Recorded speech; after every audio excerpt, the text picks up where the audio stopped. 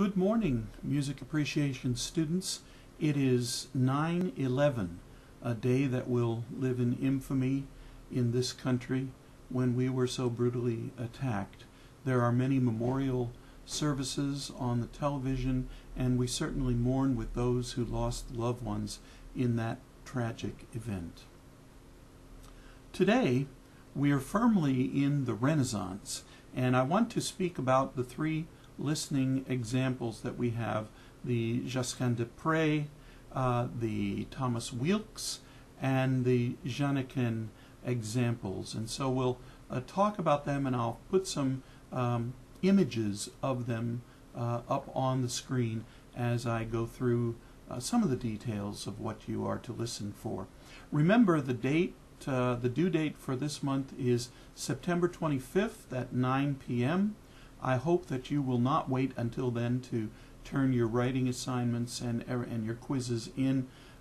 It will make it much easier for both of us if I can do some grading along the way rather than waiting till September 26th and getting overloaded. Plus, if you get your work in early, I'll grade it as soon as I can get to it, and then you will see where you stand as we travel this journey to music appreciation together. All right, here are some images of these three composers with me doing a bit of a voiceover. All right, our first composer is Josquin de Prez, who was born around 1450 in a country known as Flanders. He's therefore known as a Flemish composer because Flemish was the language that was spoken in Flanders. Today we might think of Flanders as an area between or bordering on both Belgium and France. De Prez was one of the greatest composers of his time. He was known for his melodic grace, and that set him apart from other composers. The piece we're going to listen to, or you're going to listen to, is called Ave Maria Gratia Plena. Ave Maria Gratia Plena, which means Hail Mary, full of grace. It's a Latin motet, which means that it's a religious text and it's sung in Latin, but it's not part of the Mass, which is why it's labeled a motet. One of the features of this motet and many motets in the Renaissance is imitation. You will hear voices entering and other voices entering, imitating the previous voices, kind of like row, row, row your boat around.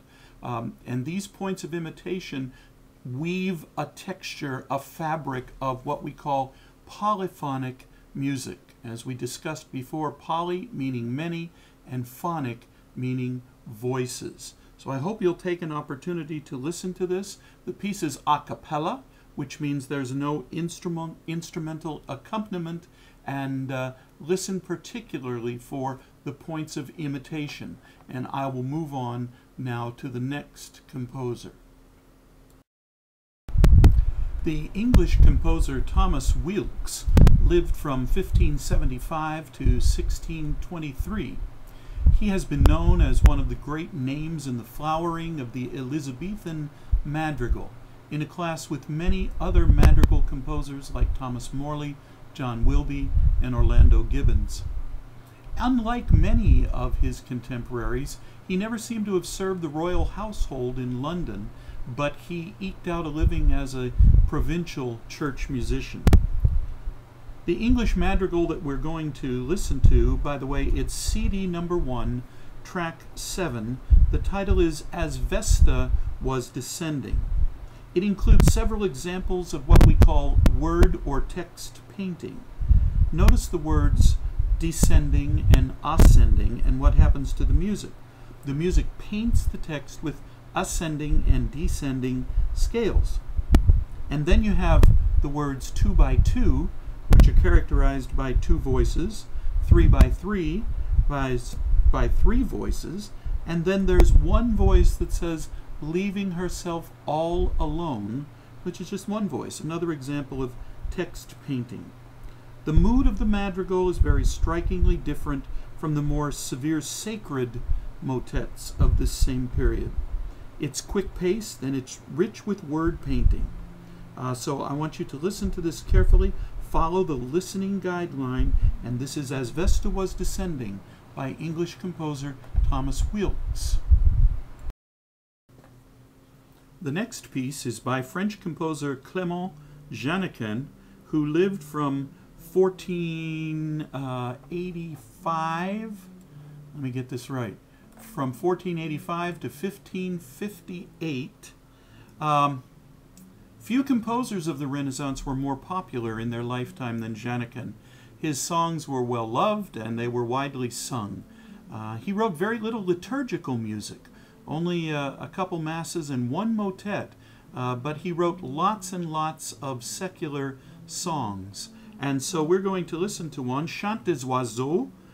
It's on CD1, track number 8. It's translated as Song of the Birds. And again, word painting, which we know was the interpretation of specific words by the music.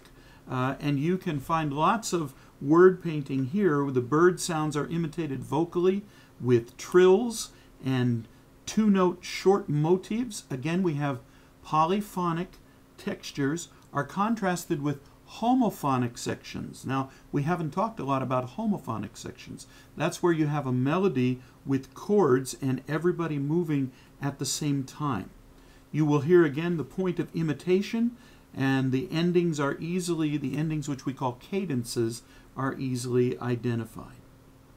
So have a good time listening to Chant des Oiseaux, or Song of the Birds by Clément Jeannequin, and it's on CD1, track 8. Okay, well, that's a brief historical overview of the three pieces and the three composers in this Lesson 5 listening section.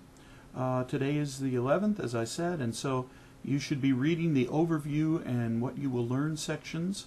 You should study and review the key terms and concepts, and you should review your reading for Lesson 4, especially that about the Renaissance. Search the internet for further information about motets and madrigals, and then listen to these three selections: the Ave Maria by Josquin, which is CD1, track 6, As Vesta Was Descending by Thomas Wilkes, CD1, track 7, and Song of the Birds by Jeannequin, CD1, track 8.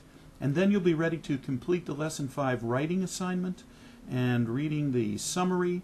Take the Lesson 5 quiz on the medieval and Renaissance periods, and then finally get ready for your concert reports by reading the concert reports guidelines. There is a Valdosta Symphony concert coming up at 8 o'clock this weekend.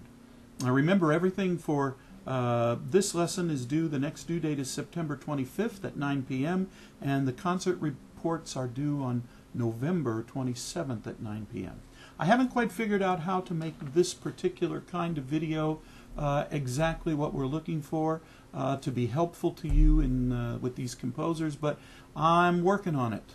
And so we'll try a couple more experiments and see if I can be helpful to enhance your reading. Until then, as always, I'll see you online.